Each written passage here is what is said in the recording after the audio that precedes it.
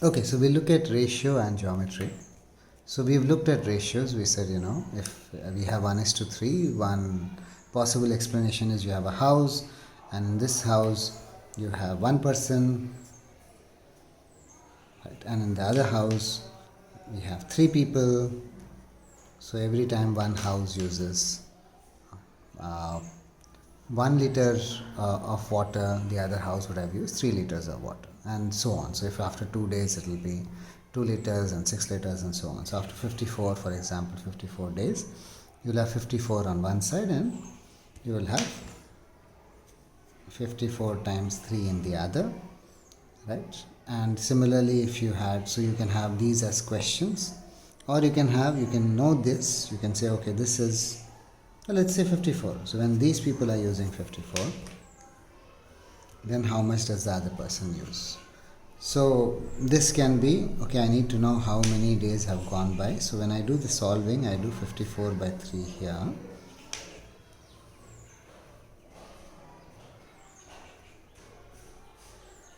(24 is 18), and then I write the result here. Right?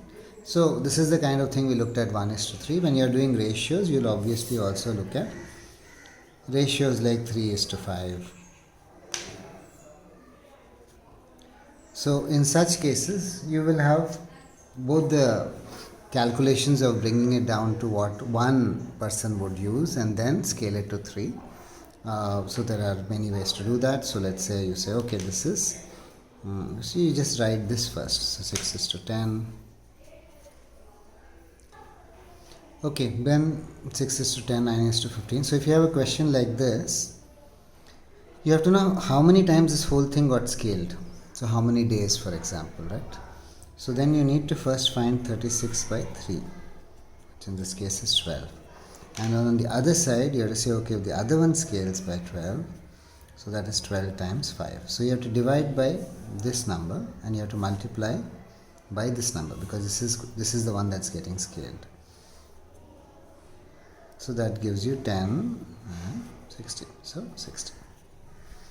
So if it's 42, then on the left side you can do, right, 42 is divided by 3.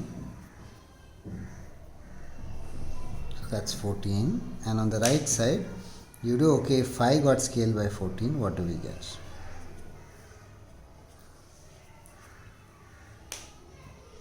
So 27 divided by 3 is 9, and 9 5s are 45.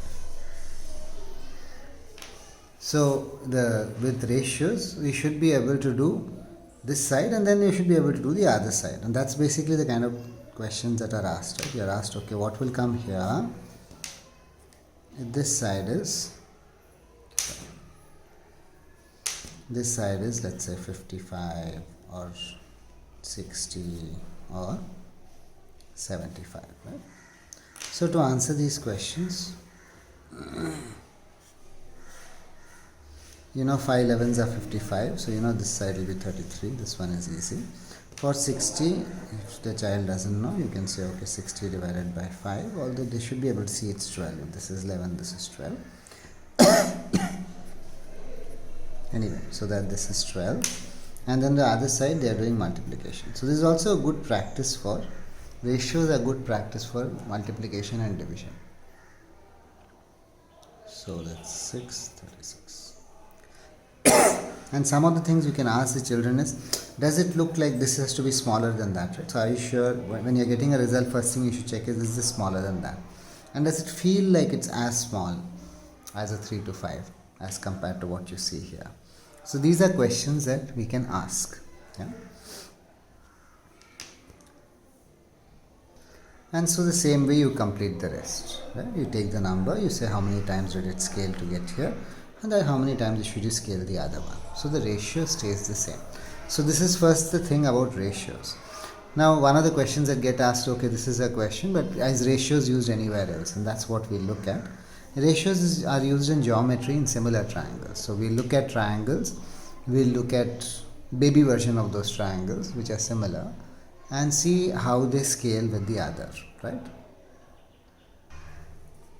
So let's take this equilateral triangle, right? So this is a nice equilateral triangle, and this is a smaller version of it. So if I put it here and I align the edge, then the other edge will automatically line up. Yeah. So these two edges will perfectly line up. So this angle is the same, right? And in this case I have used 4 pieces, so you can see literally this is the piece.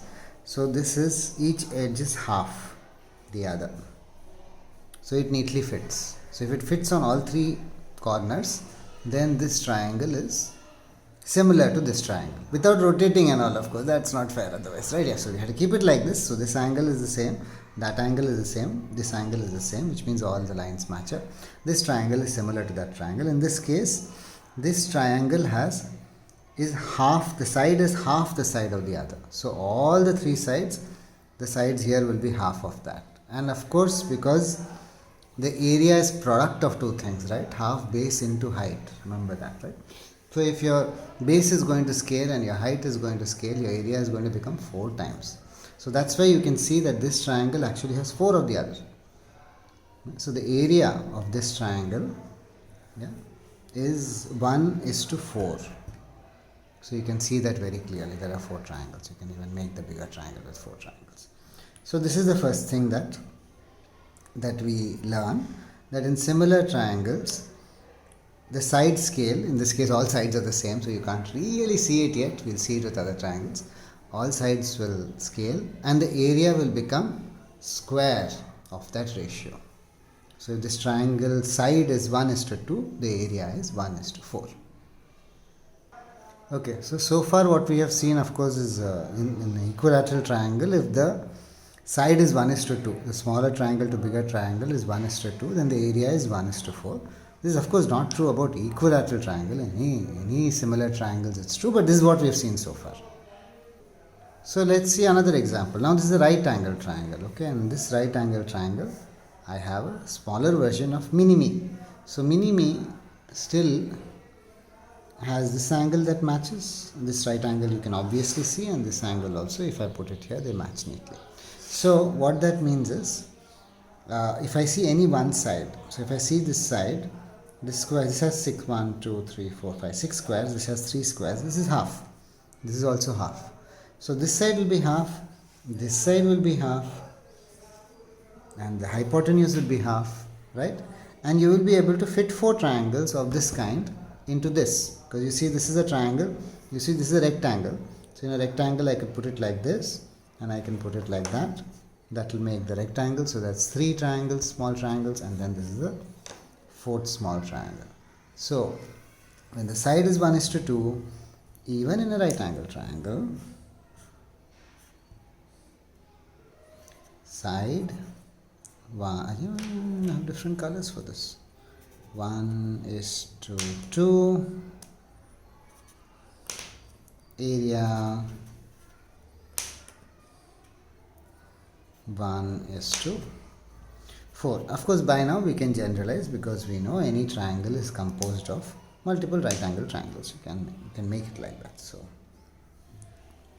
okay, now this is a different looking right angle triangle. So in this you have 8 on both sides. So this is also an isosceles right angle triangle. So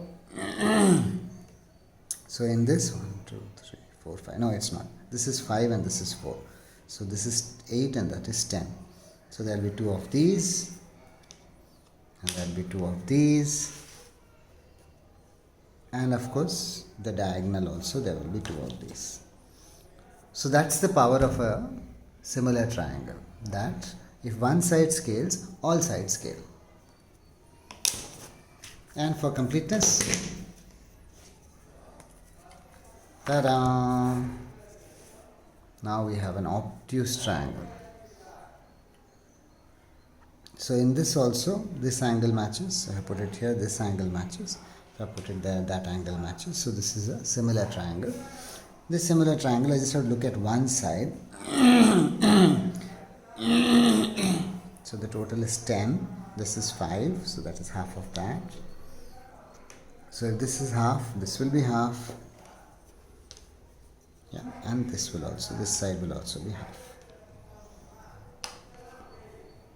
So that's ratios with similar triangles. And in all the cases, when the side scales, let's say 1:2, the area will scale 1:4, right? So that ratio squared. So if you had 2:3, if my original triangle was 2:3, then, well, of course, if you say square, you say 4:9, but it means that's when you take fractions, right? And then you say, okay, the equivalent of one side will be 3/2, so the area will scale 9/4, 3/2 square. Okay, so that's basically what you will find. That's relationship sort of between ratios and geometry and similar triangles.